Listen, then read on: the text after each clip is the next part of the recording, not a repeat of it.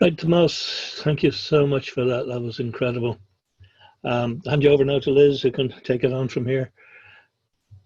Okay, well, first of all, Tomás, thank you. I knew this is going to be an amazing talk, and the comments that are coming in, I'm really trying to multitask on a phone, a tablet, and the computer to cope with all the comments and questions that are coming in. Good. First of all, just amazing comments about the presentation. Fantastic, brilliant, very emotive. We've had people tuning in from Argentina, Ballina, Belfast, Tay Francie, all across Ireland, and everyone is just saying the same thing. Just amazing. Right, I'm just going to go through. Oh, and America as well. I'm going to go through some of the questions. I noted some of them down. So, Liam Shortall asked, was it Cathal O'Shannon that interviewed Dan, if you know? No, it was Unchin Macon. It was Unchin, like Cathal did a lot of great interviews, but no, the Unchin Macon interviewed 102 people, 102 interviews for his research in the 80s, 70s and 80s. So no, it was Dan. Now, Cathal might have interviewed Dan on another occasion, but certainly it was Unchin in the interview I used there. It was definitely Unchin Macon. Okay, and Patrick Kilfeather asked, oh no, he has a comment, a Civil War recollection. In Waterford in the Comharas, houses once known as safe houses of because of their support during the War of Independence. Sadly, during the Civil War, cooked the bad bacon to send out the sour smell as a signal, you're no longer welcome here. Yeah, I mean, there was such a change in that time. Like it's very, very difficult to get to grips with how much it changed. And of course, the real difficulty was almost turning around what I've been saying earlier in terms of the way in which the IRA had the advantage of knowing their landscape, you know, knowing their community. They were embedded in that community. And that, of course, then went against the anti-treaty IRA because the Free State or the local people connected to the Free State knew the area just as well as anywhere else. There's an example of it, and it's not a trivial example, but in West Clare, there was a dog. Would you believe this? There was a small monument put up to a dog for a time in West Clare. He had been renowned in the War of Independence as a great sort of a signal when the British forces were coming. But during the Civil War, the Free State, who knew this, shot him, you know, and it's that level of knowledge of knowing that, you know, the dog belonging to the O'Donnells in Tullycryne had been used as a signal, and they went and shot him. So, you know, that intimate knowledge, of course, was turned against the anti-treaty. And then it's very, very difficult because you have, in the War of Independence, you know, this building force of the people against British rule. And then in the Civil War, you have this shift where all the Irish institutions, the church, the press, business, all go pro-treaty. So that makes it very, very difficult. It's almost going back to pre-1916. Like, people talk about 1916 and that the Irish people were changed by the execution of the Easter leaders. I don't buy that. I think that there was a feeling was always there under the surface pre-1916, but the political environment was repressive and didn't allow people to express that. So you go back to the Civil War period, all the institutions of the state have now put their face against, or put their face with the Free State. So it's very, very difficult now for the people to go out against that, which when they might have done it against British rule and against all of that out there. But yeah, it's very, very difficult in some cases where you had support, you know, and then suddenly that's turned against you. And that's replicated right across the country in my experience. Brilliant, Tomás. And again, I'm going to be going through questions and comments as they come in, because Facebook is just hopping all over the place. So Noel McGlynn, and I apologise if I pronounce your names wrong. Fantastic talk, a very interesting perspective about how the heart of the community was traumatised with consequences evident to this day. And this very much relates to the Civil War, Tomás, like how we're going to deal with commemorating the Civil War. It's going to bring up a lot of trauma. Yeah, it is. And, you know, for sure. And I've thought a lot about it over the years. I've probably arrived at a situation where you know, I don't see much, like, and I have no problem, no, historians are supposed to be objective in that, and I don't believe in the objective historian. I believe in the honest historian. I believe in the credible historian. The historians who tell you they're objective are probably the least objective, you know. I just don't buy it. I mean, we all have feelings. We all have inherited emotions. We try and stand back from it as much as we can and be fair and be honest and be methodologically sound. But, you know, I don't see much to celebrate in partition, you know what I mean? I don't see much to celebrate in the way in which the Free State was created, you know. That's not to say I can't figure out an understanding of how it happened. And I think that's where we probably need to go in the Civil War, is to try our best to understand the environment in which those decisions were made. And we can consider the consequences of them quite clearly for partition, quite clearly for the nationalist community in the north of Ireland. We can see where we can, when we're in the south, we really need to see that and understand that. But in terms of the decisions that were made in the Civil War, I think it's better to try and understand how you've gone through a period of violence where, you know, killing someone has become easier, you know what I mean, to put it quite frankly. And then you have, you know, people turned against each other very, very quickly, very, very heated, very, very personal. And decisions are being made, you know, within all of that environment. And I think the more we try and understand it, I think that would be a better exercise than, you know, certainly for the state now. I think the state should have very little role in commemorating the Civil War. I think it should just support things like what you're doing to bring about a better discussion and understanding of it. The people will commemorate anyway. Local communities will commemorate anyway. And they've done it for 100 years. The state comes in and commemorates when it suits the state, but communities will do it anyway. The state should support its discovery, understanding, and honest conversation about it, I think. Brilliant. Lindy Taylor, hey Lindy, she said, we're a great nation for the stories. I've been hearing them all my life. How hard is it to separate the facts, what actually happened, from the tales? Sorry, I'll hand that over to you, Tomás. Sure, Liz. Yeah. Yeah. I mean, look, it's like anything. You know, I have two ways of answering the question, right? Because of course you have to be aware when you're dealing with memory, what are the influences on memory? And I've tried to kind of shine a light on some of those, be it commemorations, be it songs. You look at any community and you look at the physical landscape of memory, be that monuments or memorials, you know, and there will be only a partial representation of what happened represented in those monuments. Like, there isn't a monument for everyone, there isn't a song for everyone. So there's a selectivity at all levels of recollection. And, you know, that's the same in terms of individual recollection. You know, they're never direct replications of what happened. They're always sort of enfleshed in narrative and some selectivity, but there's always a value to them because they're always representative of the way in which a community has remembered, the way in which a family has inherited a story or has passed on a story.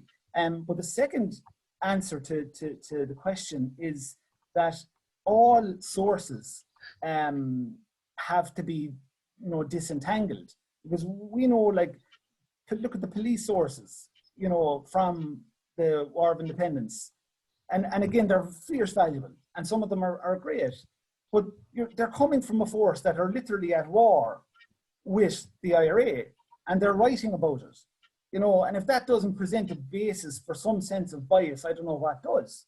Now, I'm not accusing them all of being mistruths, but you have to understand that that as a source, of course, has the potential for bias. You know, we see where reprisals take place and the county inspector is saying that strange men, you know, or unknown men came in and burned the whole of Balbriggan, you know.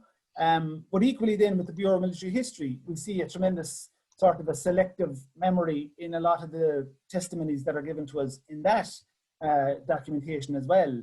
So sometimes I kind of push back a little bit when people talk about memory and the potential for mistruth, because in all sources we have to be careful about it. But with memory, I think sometimes when we figure out the issues that are wrong or the gaps that are there, we can figure out why. And sometimes there's something revealing in that as well, if that makes any sense. Yeah. And Tomás, again, just some comments. We have a wonderful history. Thank you for telling it. Jerry Cassidy, many thanks, Tomás, for a wonderful presentation. As a young man growing up in Derry at the outbreak of the Troubles, so much of what he described has affected me in my 60s. Thanks a million, Jerry, for that. Can I just, just before you go off Derry there, because I know Derry fairly well, and I have great respect for Derry people, but in the Scariff Martyrs that I'm doing the book on next, they were buried on the 20th of November, Saturday the 20th of November 1920, and the day after that a man called John Mac was shot dead in Derry. He was a postman. He was shot dead by the British. And I mention it because we often talk about the experience in Munster and Clare and Limerick and Tipperary, etc., but British forces were shooting people in Derry at the time. They were shooting them in Belfast at the time, and the death of John Mac should be known as much as the death of the Scariff Martyrs or the death of Pater Clancy or whoever that might be.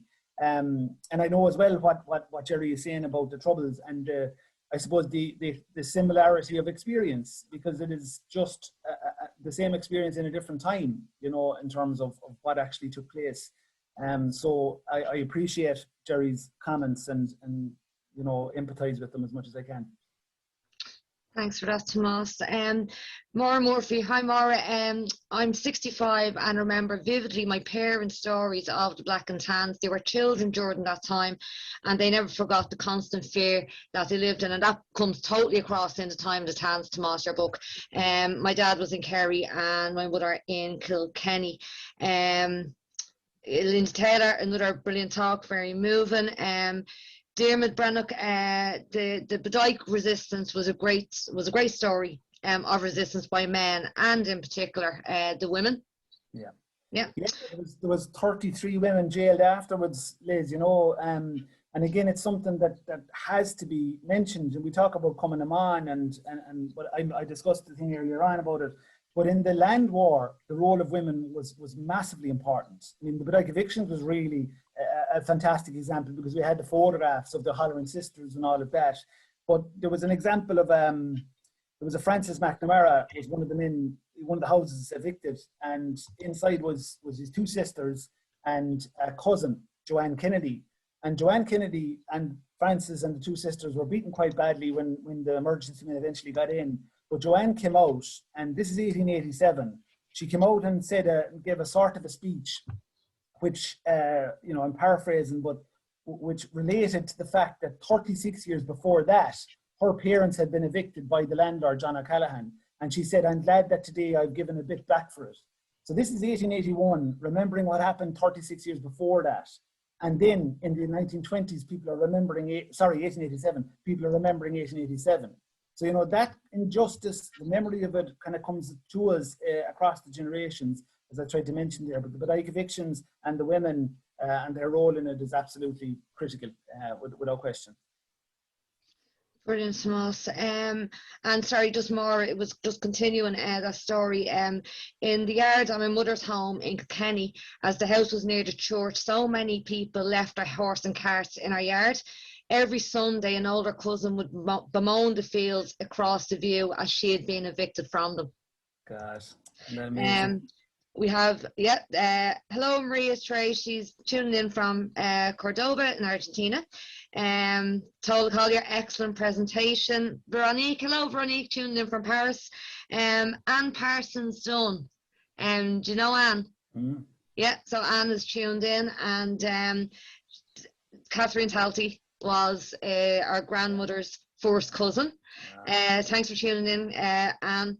And now where are we? We also have Moira Talty has tuned in as well. My great friend Moira. Moira is one of my great friends in this world. She's Catherine's daughter, and so important to me, and she knows that. And sorry, and just and a bit more information about Anne Parsons Dunn. Her mother's family were from Clare, and she remembers the stories. Her maiden name is Mac Conmara. A question from John Shield. what kind of performance art, storytelling or song or theatre or whatever, which one has the greatest potential, in your opinion, to best convey this type of history to modern audiences? Oh, that's a good question. I know John as well, a good friend of mine over in America. That's a really good question. I think, John, you know, if we can keep it as close to the voices of the people that we get it from, is the most powerful thing. I think the great story about the great thing about oral tradition, folklore, is that, you know, the minute it comes from the lips of an old man or woman, it's at its strongest, you know. And I suppose we've to step in and document it and record it now for other generations. And when we're trying to present it to the people, we need to keep as much of the force from the original telling as possible. So, you know, the performance art and the stage presentation is really, really good and really, really important. But I have a personal view that if we can retain as much of the original telling as possible, then that's important. Now, obviously, that recording of the voice is absolutely critical, because, you know, if you hear Nora Canavan's voice earlier on, you know, at the age of 104, it would be very difficult to more forcefully convey her sense of that time than it would be just to play her voice, you know. So I think if we have the recordings, if we have the words of those people, then we put them front and center of the way we tell it, and integrate that in different ways. There's obviously a huge amount of different ways that we can integrate, you know, material like that into, you know, digital storytelling or whatever, but retain the emotion and the voice from the people that tell the story, and keep that at the center of it, I think. Brilliant. And again, just some comments. Thank you, Tomás. It's been a privilege to listen to you. That's from Noel Fleming. How are you, Noel? Martin Golden, thanks, Tomás. Maura was actually watching from Ballinan, Mayo. Aoife, and I apologise, Aoife Nikaxine. I'm not going to attempt the other part of your name, Aoife. I'm so sorry. Fascinating insight into the value of memory and stories. Thank you. Anne Parsons Dunn, she remembers the Gleasons well, or remembers Gleasons well. Great place for music and dancing. Karina Walsh, excellent presentation, Tomás. Again, just fantastic presentation. That's Christina from Christina and Kieran are tuning in from America. Wonderful talk, fantastic presentation. Mark O'Brien, fantastic presentation. Thank you. Yes, great stuff, Tomás. Joseph Frayne has a comment. The despicable behaviour of the Tans, Augsies and RIC was mimicked throughout the country. Not much room for exaggerated stories. And would you agree with that, Tomás? Yeah, I would. I think it's a really good point. And I think, again, it kind of speaks to the Lucknow brother story, even though that was the worst thing in the world. But I mean, there would be, without those photographs, you know, there would be, I think, a lot of suggestions that couldn't be true, you know, what actually happened to them. And, you know, there was a sadism, but I've definitely made the point. I mean, and I grew up, as I say, in a townland that the Black and Tans raided. You know, I've inherited the same feelings towards them and all the British forces, obviously, as most people have done. And I disagreed with the Charlie Flanagan's proposal last year publicly, obviously, about the RIC, as a lot of people did. But I've used the analogy before of the Black and Tans, or the British forces generally, being the edge of an axe head that's been wielded by the likes of Winston Churchill and Lloyd George and Hammer Greenwood. And I think, you know, sometimes it's not that we have a misplaced anger towards the Black and Tans. It's not misplaced at all, because they did the damage. But certainly a big portion of our anger should be directed back up towards the upper echelons of British rule, or the people who are making the decisions to send them over. Because again, look at Archie. Look at our fellow Archie. As I said, Archie, I'd say, didn't give one damn about Ireland being free or not, you know, but saw an opportunity to get a job, didn't like Irish people, you know, was given a gun, was given free rein, wanted to kill somebody in the Black and Tans, as he declared himself, and off he went. And, you know, in the period of time he was in Ireland, was perfectly willing and capable of doing tremendous damage. But he was given that opportunity and was enabled by senior figures in British rule. And these are the Winston Churchills, you know, the one whose Hollywood movies made about him, you know, and the greatest Britain, you know, they're the ones that sent over the Black and Tans, and they're the ones that deserve, I think, the enmity, maybe certainly as much as the actual British forces. Or maybe Carl Brewer was right in his plan to go and assassinate the members of the cabinet. Maybe so, maybe so. And again, just more comments. Thank you, Tomás. Well done, Tomás. Great passion in your voice. I believe you've a great feeling for the history of the OCC. He definitely does, Joseph.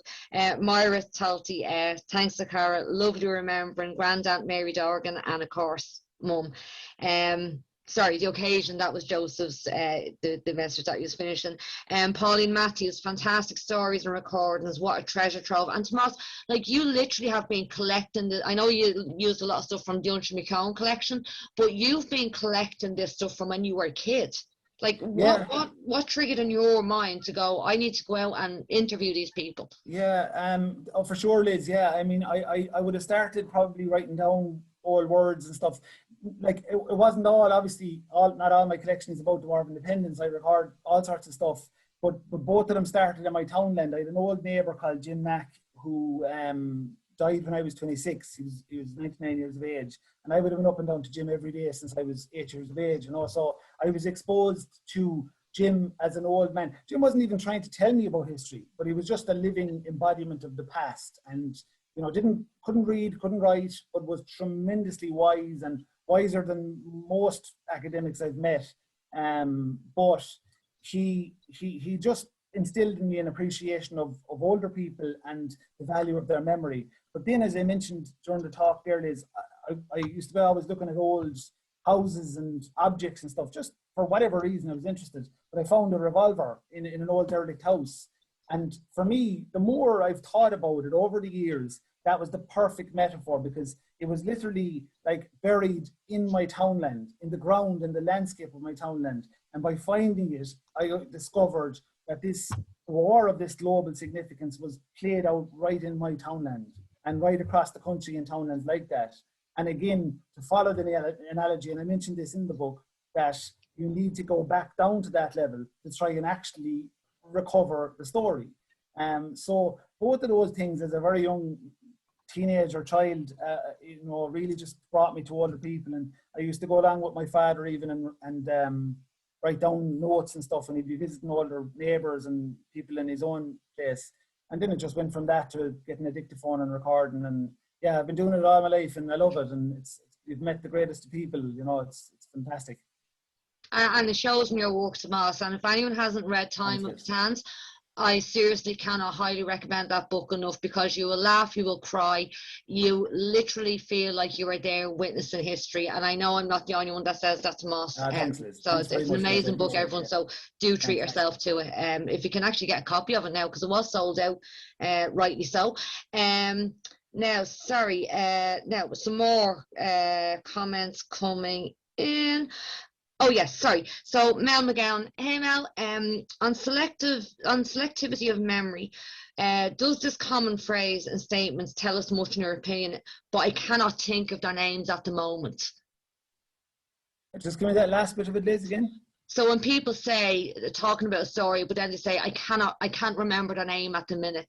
Is that they're deliberately forgetting, I get you, or yeah, it's selective, or it's just, you know? Yeah.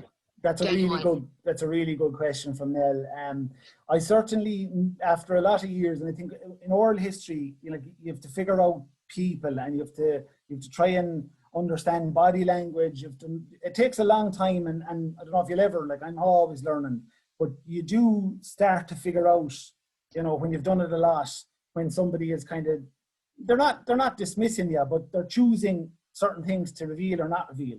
And of course, sometimes people can't remember names, but I would probably be able at this point to know when someone should remember a name really, and they're not, because they mightn't want to say something. And it's perfectly understandable, because, you know, in communities, Leslie Pole Hartley used to say this, and it's often quoted again, that the past is a foreign country, we don't live there. But for people living in rural communities or in urban communities, they do live there. And, you know, like, sometimes they just don't want to reveal something that's going to cause hurt or trouble in a local place. You know, I think you can maneuver your way around that, and you can, you know, when you show you're trustworthy and show you're credible in terms of the way you use your material, etc., people will generally reveal most things to you, but there's always going to be some things that people will hold back, and there might be very valid reasons for that, Nell. Nell, isn't it? The last Mel. question. Yeah. But I think in some cases, certainly, I get her point that some people are saying they can't remember. What? Mel. Oh, sorry, Mel. My apologies, Mel.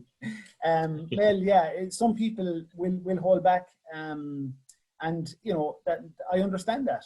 I completely understand that. That's part of the culture. That's part of the community dynamic, and you have to respect that. Brilliant. And I suppose this is Dermot, so I suppose coming in a little bit on that in terms of the silence.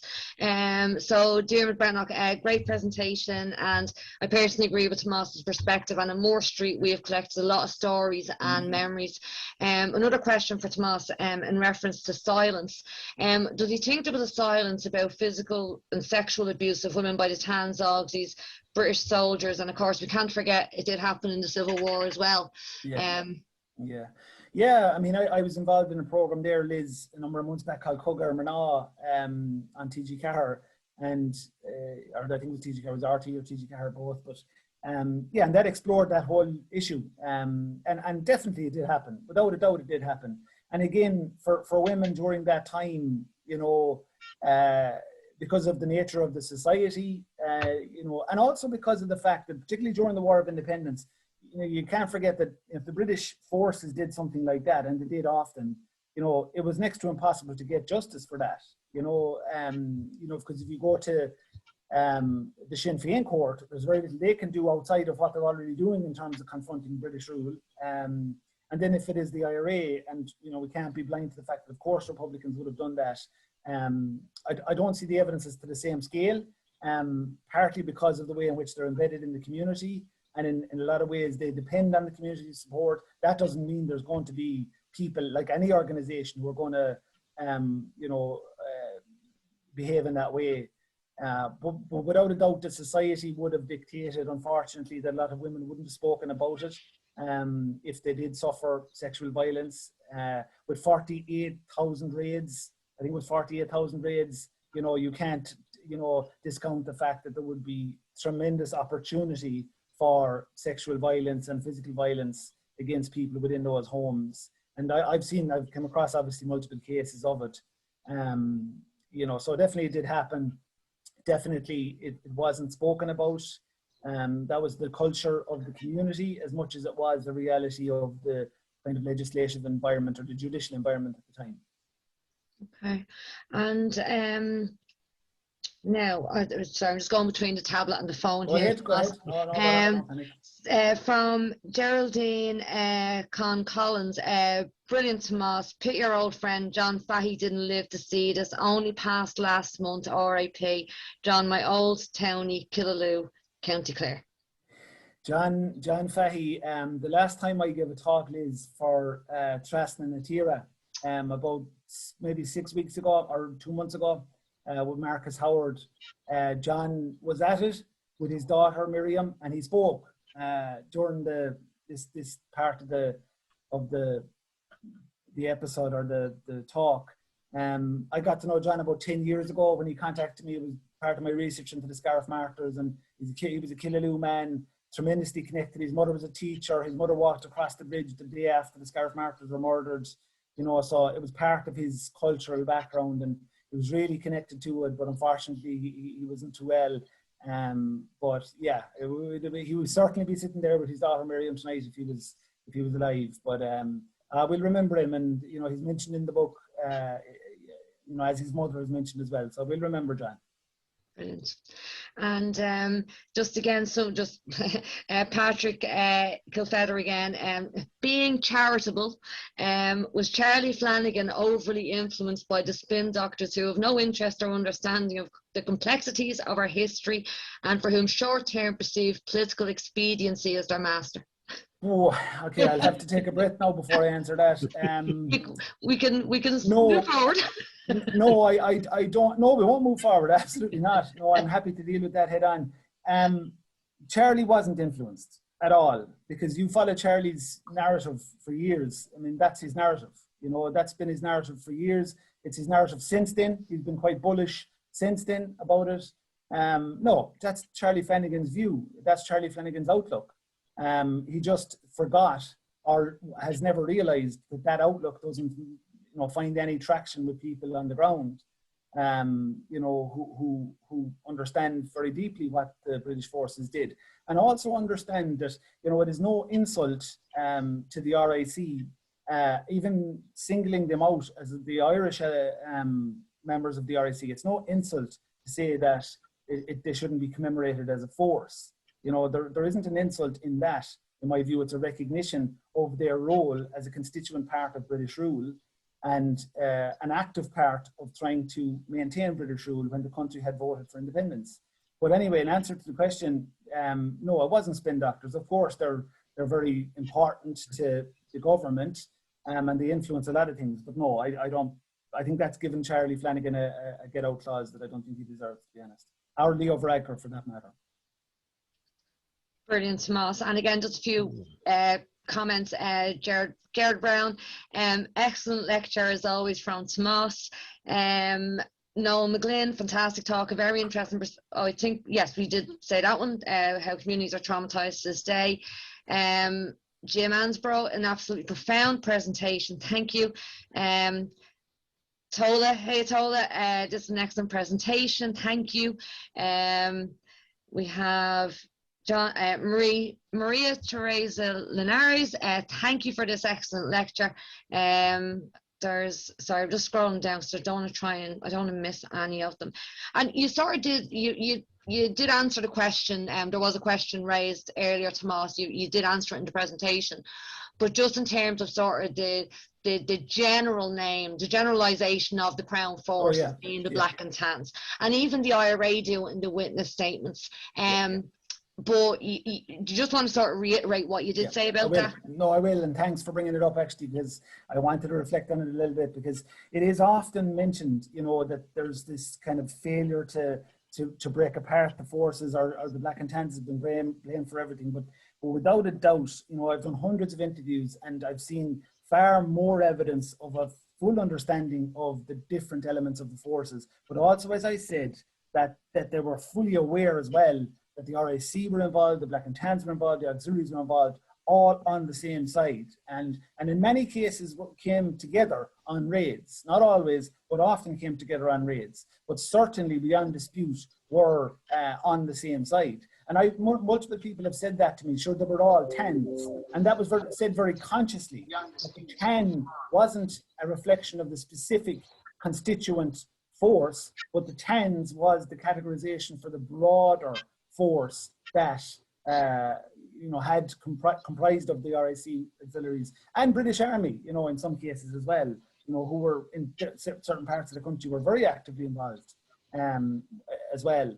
But it is an important point to make, because again, it is repeated that it's almost an implication that people don't really know the difference between the Black and Tans and the RIC, and that's not the case in my view. Of course, some people will not maybe recognise the difference, but in my case, most people know fully well. And they also would have known, the stories come through where there might be an RIC sergeant who does step in and stops a burning because he's a decent man or whatever, and he's able in that day to stop a burning taking place, and that's recognised. That's mentioned, that's referred to, that's acknowledged. But don't forget as well, on the flip side, you had this constant reference to Shinners. Even tonight there, when Archie was singing the song, he's talking about the Shinners, even though technically Sinn Féin are a political party and the IRA are a military unit.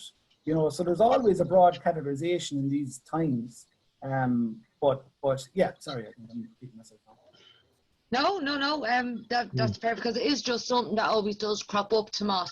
And as I said, like if you look at the witness statements in military archives, the IRA even refer to them, especially in Dublin, when you have more, it's the auxiliaries that are and the British military rather than the Tans. If we look at Dublin today, rather than the way it was 100 years ago. Again, just more comments. Great passion, Joseph Rain. Well done, Tomás. Great passion in your voice. That we said that one before, and now there is more. I'm trying not to repeat, but fantastic presentation. Great as always, Tomás.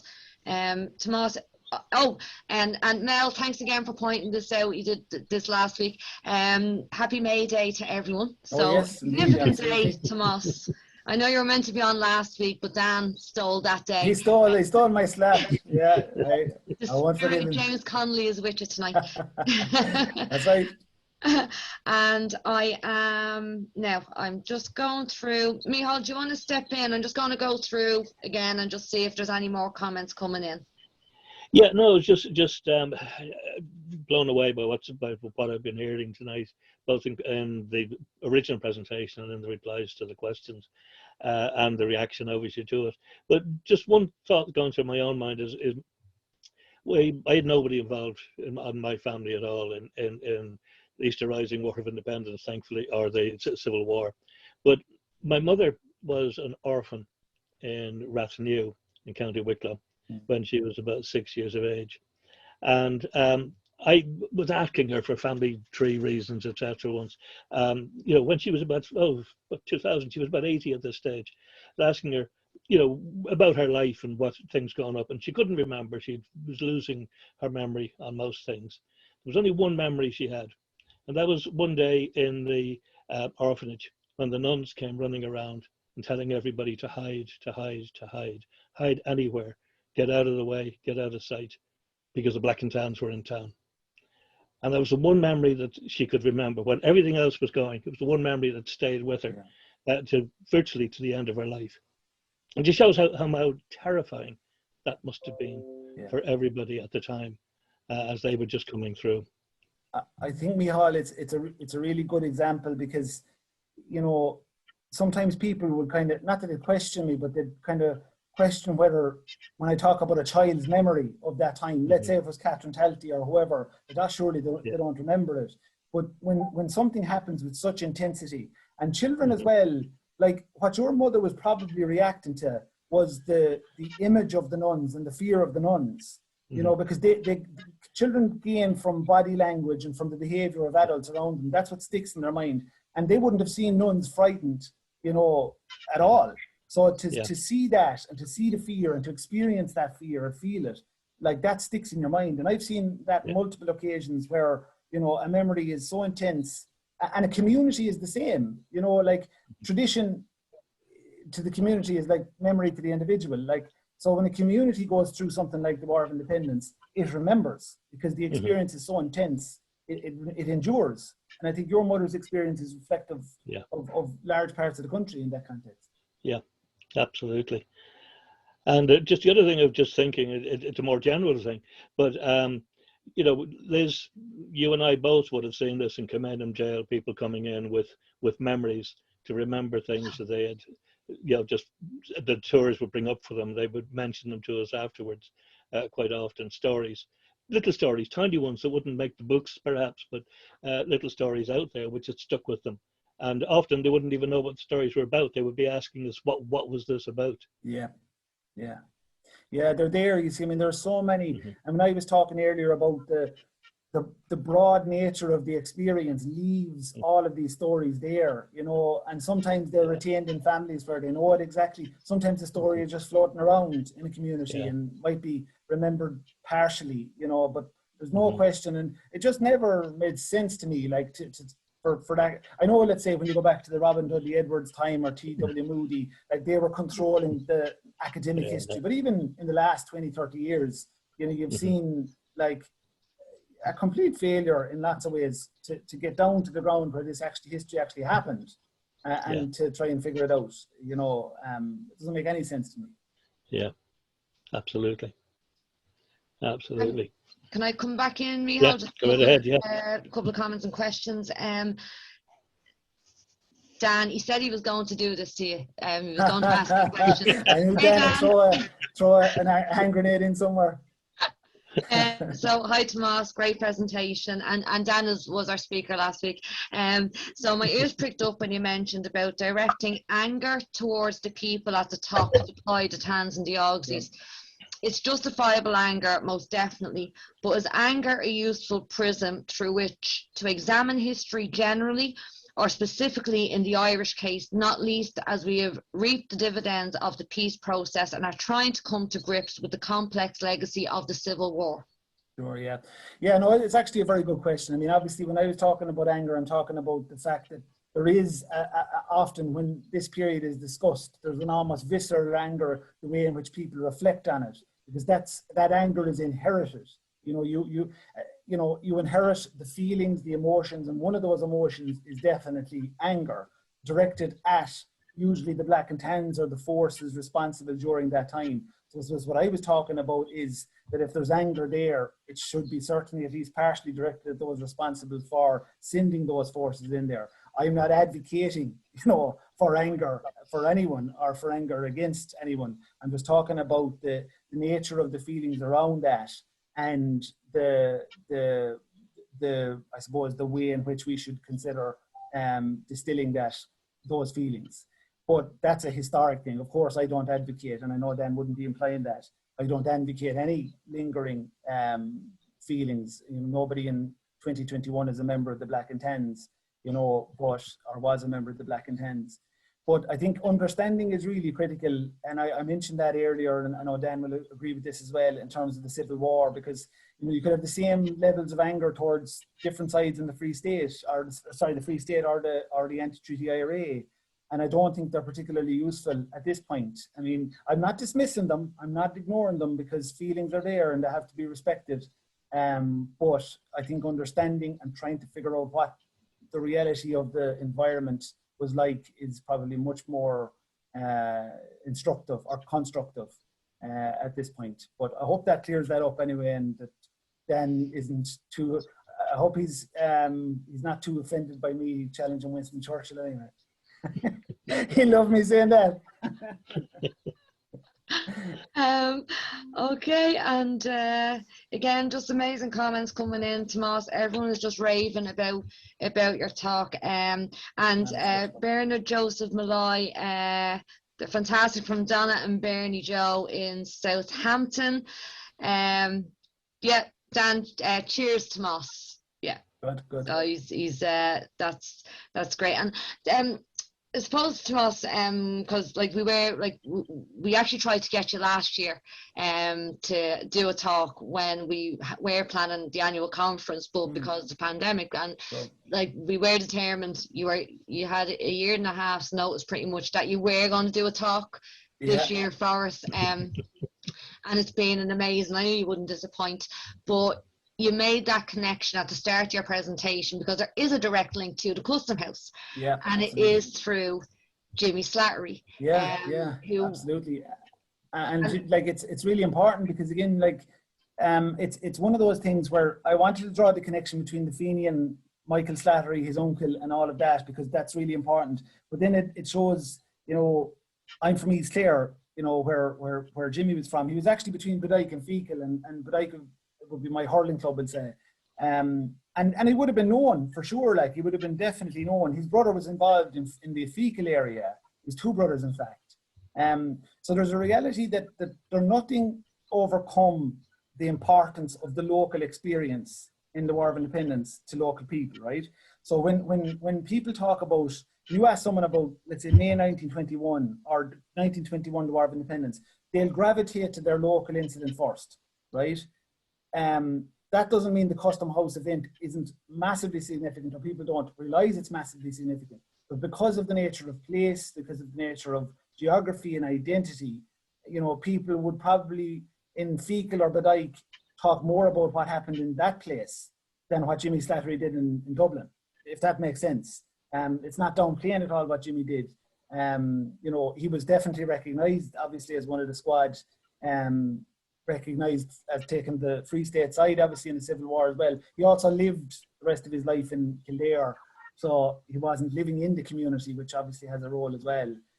But yeah, so it's a really important direct connection to the Custom House. And, you know, Jimmy Slattery obviously was a remarkable man in terms of his involvement, and, you know, at the highest level of the IRA in Dublin for a long period during that time. And just on that, Tomás, because I know, like, and Micheál and myself, just through doing our own research, and the example I give would be the Haleses in West Cork, and the fact that their father, like in West Cork, the famine was a child at the time, and West Cork being devastated by the famine, especially Skibbereen. And when you read their testimonies or talk to Tom's son, you get how important the stories that they heard from their parents influenced them. And what I came to conclude was the Haleses were going to do something. Whether it was the revolution or it was Labour or something, but there was something instilled in them from those stories. So the impact of memory and how it can influence the next generation, traumatize the next generation, because that's also the intergenerational trauma is another aspect of it, Tomás, isn't it? It is. I mean, and there's a thing in kind of memory studies called post-memory, and it's used to kind of explain, you know, when you have somebody in front of you that's talking about, for example, the Black and Tans, and they're talking in such a way that you would almost be led to believe they were there, you know, such is the nature of their recollection or their tradition. But you realize they were born in 1925 or 1926. And that's because the way in which they inherit the stories has such power and emotion that they become part of that story and they become part of that tradition. And then for people like the Haleses or whoever it might be in those contexts, like there's also a responsibility, I think, that comes, or a sense of responsibility, a sense of duty that I think a lot of the 1916 men felt, you know, and there's a feeling of responsibility maybe that they need to do something in their time. We see that manifest in, for example, like the Haleses is kind of, you know, not the Haleses, but you would see it manifest in broader Cork with McSweeney's, for example, McCorton, you know, who are, they're troubled, they're deeply troubled. When Terence McSweeney writes 40 days into his hunger strike that the pain of Easter week is gone, he writes to Cathal to say that because he has felt such trauma that he wasn't able to participate in this seminal moment that he'd been maybe waiting for since he was hearing the stories as a child, like the Haleses did. So that plays out in the way in which people, I suppose, exercise that sense of responsibility sometimes. But I wanted to make the point that that's a real direct example, you know, with a direct family who suffered trauma, but the community at large will inherit a feeling. Now, it mightn't be as strong or as visceral, but it might like, how did the IRA manage to get such broad support in terms of safe houses, in terms of the kind of passive support we'd describe it as, you know, that was definitely there in broad numbers. And I think they got that because there would have been a feeling within the community, you know, that here's one side, the Republican movement, fighting against the British side. And they realize where their tradition sits in that narrative. And their tradition sits with a people who were evicted, or within a community where people were evicted, even if their family weren't evicted. And that's the side they sit on. And that manifests in sometimes passive support, sometimes active support. It could be turning the head the other way. It could be refusing to identify somebody. You know, these are the ways in which those feelings manifest themselves during times of, you know, revolution. Okay. And Tomás, again, comments and questions. So Tola, sort of just going back to the RIC, they were established to impose the active union and British rule. The Tansnogs were, this is going to the sort of the generalisation of the names. The Tansnogs were integral to the RIC as an organisation, but in contemporary experience and later in public memory, they became perhaps the distilled essence of the brutality and terror of British rule, even though it was the regular RIC who often proved more cruel and vindictive to their fellow countrywomen and men. And that's certainly the case with a lot of the reprisals, Tomás, especially around the West, like Reneen and so on.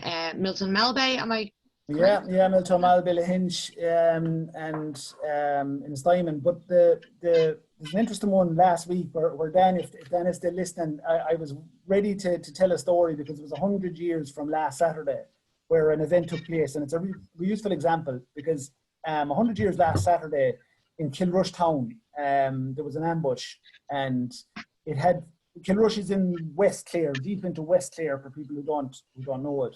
But there were more East Clare IRA fighters in the town that night than there were West Clare IRA fighters, ironically. And that's because between 30 and 40 East Clare IRA men had travelled 45 miles from East Clare to support the West Clare IRA in an ambush on British forces. There were about 200 British forces with Marines, soldiers and Black and Tans RIC.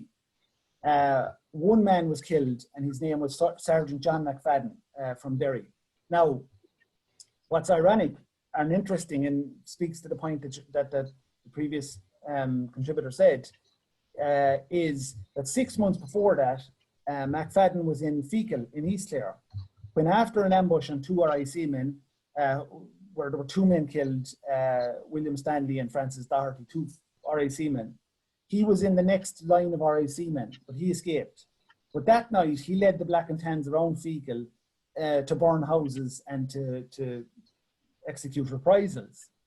But it was ironic, he was moved out of Fecal because he was in danger after that. But 6 months later, he was the one that was shot 45 miles away by the same men who were in Fecal during the ambush that night. So definitely the RIC men who acted in that way were remembered, you know, and you know, we see a lot of action or of actions against RIC men around the time of the truce.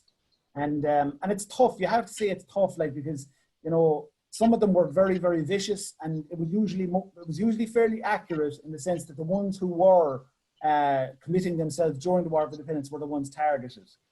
But what you did see, of course, is then families being, you know, thrown out of, RIC families being thrown out of villages, having to immigrate, etc. And you have to recognise at a human level, you know, that's very, very difficult for lots of families, and especially if their husband are killed or their father's killed. So it was remembered, but I think there's an intimate nature to the War of Independence, you know, which is borne out by the evidence that in most cases, the people who were targeted were people who had committed themselves in some way during that War of Independence, and had been sometimes, as that man suggested, were worse than the Black and Tans and worse than the British forces themselves. And again, just Mel McGann and totally Mel, Terry Fagan is just, he's amazing. But Terry Fagan in Dublin's North Inner City is a great testament to the local experience and stories of this time, with his interviews of the older people in the community. Like yourself, Tomás, like Martin Bobo Dwyer down in Cashel, Lord of Mercy on him. And thanks to people like yourself, Terry and Martin, that at least are now on record. They are recorded for future generations. Again, just Liam Shortall had a question. What was the context of Fielding's comments? Were they unguarded? Did he get into trouble for these insubordinate comments? No, he didn't get into trouble. I mean, he was a retired senior British figure at the time, so I suppose he couldn't really get in too much trouble. He had written a letter to a British newspaper, and he was just making the point about British policy, because you see, at that point, you know, there had been a big kickback in Britain about the reprisals and the behaviour of British forces. And you had this internationalisation of the story, which was deliberate, and De Valera's in America at the time, and there's more and more attention on particularly the reprisals, be it in North Clare or be it in Balbriggan. And there's definitely a kickback in Britain against the behaviour of their forces in Ireland. And I suppose he's speaking to that when he wrote that letter. So it wasn't out of tune with what other officials were saying outside of the government.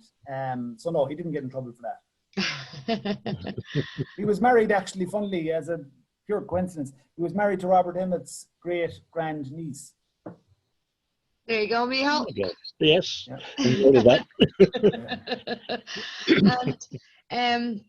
And sorry, just again, Tomás, Patrick again, Tomás, Liz and Michal, I know he's online from around 7. We were indeed trying to make sure we didn't mess up this time.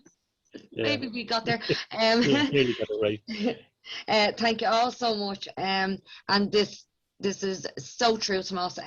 When I read The Time of the Tans, I shed a tear, and I've read a lot. Tomás really expressed the humanity of it all, the fears of the people, the horrors they endured at the hands of the Crown Forces, and how those memories are still so real. A very moving presentation again tonight. So there you have it. And every word of that is true, Tomás. And I cannot say it enough again. Everyone, if you have not read Time of the Tans, please get it. The libraries will be back open, so get onto your local library, click and collect, and Mercier Press should have it back in stock. It is a must read to understand this period and how it impacted not just on those who took part, but those who were actually in the community. And Tomás isn't paying me to say that. It's genuine. It really is genuine. Thanks, Liz. Thanks very much. I appreciate it. Now, I'm coming from you especially. Thanks a lot, Liz. I really appreciate that. Oh no. Micheál, is there any other points? Because Tomás, I know just one thing that occurs to me, and it's a point you actually raised before, Liz. Coming back to the Custom House. I mean, as we know, in the aftermath of it, the IRA thought it was great, thought it was a great success, and they commemorated it. But then, over time, that changed. And I'm just wondering about the distortion or the abuse of memory, where, you know, was it the Civil War that changed it? Was it the Dev Collins divide or whatever that changed people's view of the Custom House? Yeah.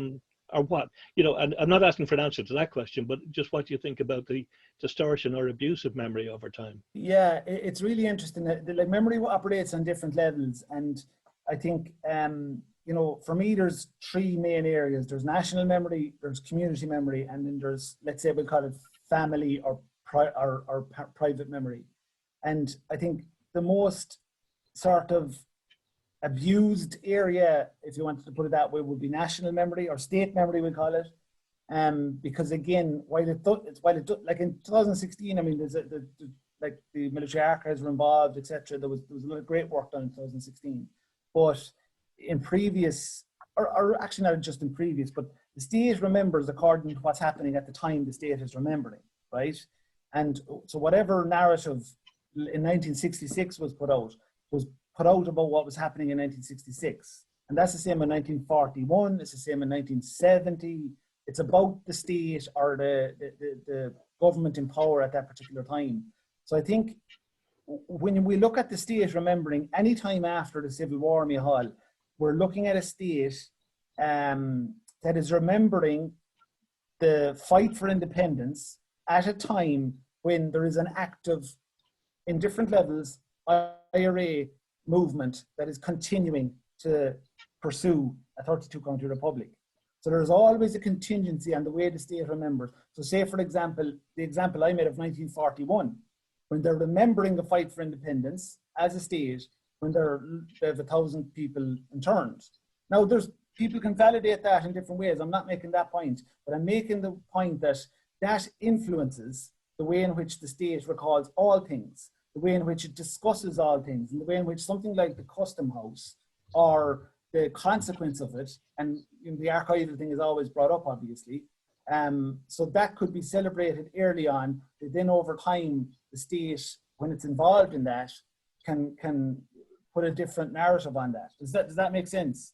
Because the state is invested in protecting the state, and the last thing it wants to do is to put too much light on an action that could be deemed as irresponsible at that time. So if 1941 or 1971, they're saying, wasn't it fantastic that an IRA unit went into the Custom House and burnt it down? Wasn't that brilliant? You know, if they're saying that, then their sense would be that would be to encourage someone in 1971 to potentially do the same thing, you know? Right. So, so that, I'm not saying the state shouldn't remember, but there is an absolute, and this is an international phenomenon in memory, like that whatever it is in Spain or Argentina or wherever, the state will remember for the benefit of the state at that time. It's very rarely as pure as it would be on the ground. It's not that the ground, the community level isn't influenced, of course it is, but I have found that the community memory is much more interested in what it is actually commemorating, as opposed to the time it's doing the commemoration. I probably just rambled there now. No.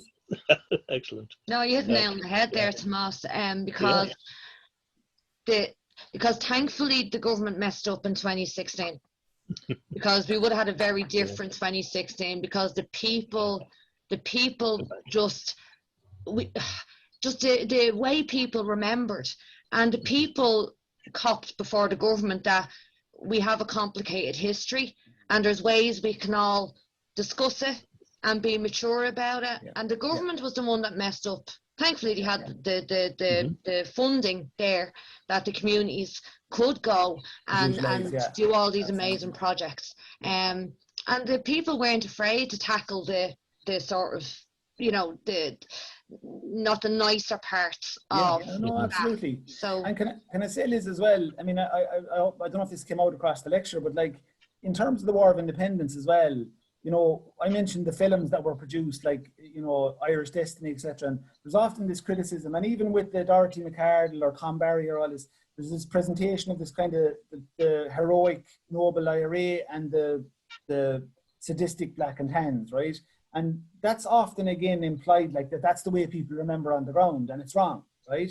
But again, when I go back down to the ground, same thing as the women, people on the ground know full well the brutality that was at the heart of it, the fact that the IRA in lots had to be ruthless, but also that there were people in the IRA that were being, you know, were behaving, you know, very wrongly, you know, and that they were capable of that, you know, that comes right through to me in the interviews I've done, you know, but they recognize that at the heart of their struggle was something legitimate, and they recognize at the heart of what the British forces were trying to do was illegitimate in the context of their views. So, yeah, so there's a subtlety of understanding, right, you know, in most cases anyway, in communities across the country, I think. And Tomás, on that, because the work again we'd be doing, and it'd be work that you would do with community groups as well, and that they are really telling the national story. You actually cannot tell the national story without the local story, because those events happen as a result of these ordinary men and women who were put in these extraordinary situations, who lived in an extraordinary time, and who didn't know what they were getting themselves into, as in the impact it would have on them later on. And I think that's what has been so fantastic about the Decade of Centenaries, is that the communities have taken ownership of it again, and they're not going to be written out. Yeah, no, 100%. And look, I know it's something you've felt for a long time as well, is like that they have to be part of that telling, you know, because as I've mentioned already, they understand it a lot better sometimes than a lot of the people who have been telling the story for years. But also because of the nature of history, if we're going to tell history, you know, it has to be about the simple experiences in different parts of the country, you know, and it's not enough to say there were 48,000 raids. And we mightn't be able to find the memory of all those raids, but we should certainly try and include as many of them as we can, if we can find them, if we can access those stories, the impact of those stories. And it's like I often think of like an ambush, the analogy of an ambush, where like is a historian's job to identify the personnel involved, you know, the weaponry involved, the number of people killed, maybe the military strategy used in it, and then to depart the ambush scene. In my view, the historian metaphorically must wait and follow the bodies home, you know, and almost wait with those families for 20, 30, 40 years to see the impact. Like I talked about Francie Murphy's death in 1919, like his sister lived with that memory for 46 years and literally on her deathbed revealed the hurt of it, you know, and that's part of the history, that's part of the experience, part of the impact. And I think we have to include that if we're trying to figure out what it was like, you know, because we can't just leave it as a statistical account of what took place.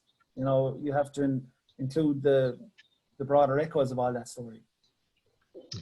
And again, just it's fantastic comments coming in, Tomás, but we will let you go soon. No, you're fine, I'm okay, I'm all right. No worry, I'm enjoying this. Tomás has young kids as well.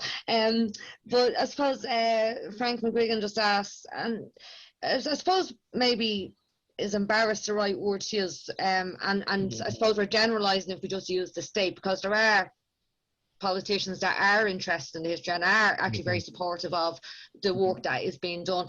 But why is the state so embarrassed with our wonderful history? Can you answer that, Tomás, or what would you think? Well, I mean, what I would say is kind of almost to repeat what I said earlier, but I think the state is always, and I say the state here, I could be talking about, you know, America, or I could be talking about Britain, or, well, they're probably two bad examples, but let's say Argentina, Spain. You know, the state is interested in the state. And, you know, when you have people, of course, in any government, you'll have people, you know, who are interested in history or supportive of or different views on things, but the state is interested in the state. And, you know, the state is always conscious of the way in which it will reflect on its own revolutionary past, because what was happening in 1920 was a group confronting the state, right? They weren't happy with the state, and they were confronting it, and they were breaking down that state, and they were looking to replace it, right? So any state in a contemporary context would be very cautious about encouraging that capacity. So do you want as a state to encourage the people, and again, whatever part of the world you're in, do you want to remind them of their ability to mobilize, their ability to break down a state, or do you want them to encourage loyalty to the state? So there's a balance there sometimes when the state is looking at an insurrectional past, what it might consider encouraging. Now, I'm trying to explain the state. I'm not saying that's right, but I think that certainly would play a part. You know, because, for example, in most states don't encourage protests, right? So, you know, or certainly when we see a protest that goes beyond the point of being kind of irrelevant to actually something that could change something, then you see the state reacting very aggressively sometimes. So at the same time, does that state want to be, you know, glorifying past examples when the people rose up against the state and actually took it down? Does that make sense? Yeah. Mm-hmm. And okay, I think, I suppose it's you don't have to answer this question, Tomás, or maybe sort of a nicer way of a less sort of a loaded way of putting it. Can you see United Ireland in the near future with, you know, sort of recent with Brexit and stuff like and events that have happened recently? I certainly have thought about it. I think about it a lot. It's important to me. I believe in a United Ireland, and believe we should have a United Ireland. The steps to get from here to there are many, and you know, the border poll is a question that has been discussed in recent times. I would have massive concerns about the discourse around a border poll, and again, it probably plays into the point I just made about the state, because in the Irish state, controlling a discussion around the fundamental changing of that state, I would have questions. And I think, to be fair, you know, I don't think it's out of line to say that the press in this state has not been very positive towards the idea of United Ireland over the last 30 or 40 years. So how is that going to affect the narrative or the discussion around the possibility of a United Ireland? Because then often when we hear a discussion about it or read about it, it's put in fundamentally negative terms. You know, that the problems we're going to take in, are we happy to take this in, are we happy to lose that? You know, when in fact that could be turned in another way. So to more directly answer the question, will there be United Ireland? I think there will be United Ireland. I think it'll be a bit longer than maybe people have been predicting of recent times. I do think we're foolish to think there's stability in international affairs when we look at history. You know, we hope we don't go back to world wars, none of that. But I mean, we've in history we've hoped that before. But you know, for me, and this is getting into kind of geopolitics, but I think the underestimation of the nation state for me is a flaw in political analysis internationally, because you know, states are still states. You know, okay, there's a growing international community and we have the European Union, but still it comes back down to it. And the pandemic is an interesting example. While the European Union stayed together, you still had Germany going off securing its own PPE, you still had our vaccines, you still had France looking after France. So I think, you know, the international sort of changes can happen and they can turn the world upside down, and Brexit's an example of that. And it's entirely likely or possible that we'll have Scottish independence before too long. And if we have Scottish independence, I think that shifts the entire discussion around the United Ireland in one particular direction. But my big concern really in that context would be how the discussion, how the narrative, how the understanding of it is framed between a proposition of United Ireland and actually getting to the point of achieving it. Brilliant. And Tomás, just one more, well, a couple more things. Michael O'Connell again, thanks. Cuimhneamh Mogiv Tomás, and he also said that the government did mess up in like 2016. I've seen communities down here in West Clare. This is Michael O'Connell. I'm not sure if you know him, Tomás. I know him very well. Great man. Communities down here in West Clare do great ceremonies in remembrance of 1916. I've seen primary school kids wanting to be Countess Markievicz fighting over the role, and it was great. And it's amazing the amount of kids, the response from school children to this history is amazing. And the work you're doing, Tomás, because you're telling it from the ordinary person's perspective, it is their community. I think that's the hook to make that connection with the school kids. It sure is, and I think the history, the treatment of history in the school has to be looked at again, and it has to be pulled back, and it has to be returned, and it has to be altered into a local focused exploration. And you can go from the local to the international, once you have people bought into the notion of the importance of history, but you need to do it by relating it to their local landscape and connecting them to why your past is important to you, and then you move it outwards. Whereas what we had was something that was moving to like the French Revolution or the American Revolution or whatever, and then children not showing an interest, and then suddenly they drop it. So it's obviously critical. Okay, Tomás, just before we let you go, we just have to do a promo for next week's talk. And I'm just going to share screen now and get it up. So everyone, so we're continuing on next Saturday, the 8th of May. And the talk next week is going to be done by DCC historian in residence Cathy Scuffle. I'm sure many of you know Cathy. She's the historian in residence now for the whole of the south side of Dublin, and we'd be lost without her. The work she's been doing is amazing. But Cathy is looking at the Ballyfermot train ambush, and as you can see from the title, continuing the fight unhindered, because a big myth connected with the story of the Custom House was the Dublin Brigade of the IRA were wiped out, that they weren't a force to be reckoned with, and through our research, myself, Cathy and others, we've sort of discovered the opposite. So this talk is about the last major engagement undertaken by the Dublin Brigade of the IRA on the 8th of July 1921, 3 days before the truce came into effect. But also, a bit like what Tomás sort of touched on tonight, there was a direct link to the Custom House, because members of the 4th Battalion Active Service Unit who were on Buck Bridge on the 25th of May, given that protective cover, were the men that were involved in this ambush. So you can see there's a thread always running. We can always bring it back to the Custom House in some shape or form. But the usual 8 o'clock Saturday, next Saturday, please tune in, and we will put up the event page early on in the week. And I'm just going to stop sharing that and go back to Tomás and Micheál. Micheál, is there anything that you'd like to say before I then say thank you to Tomás? Well, I think a huge thanks to everybody who contributed questions tonight, which obviously, which enhanced so much.